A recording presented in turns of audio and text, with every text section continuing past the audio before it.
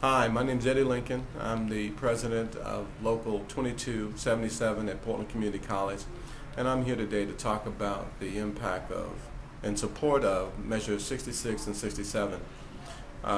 These measures have a direct impact on the workforce training programs that I work in and the single parent families that I serve in to help them re-enter the workforce, to go back to jobs that they can then sustain their families.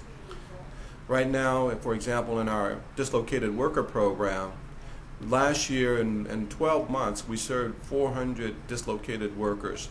Because of this downsizing economy and the downturn in the economy, we've not reached our halfway point for the program year.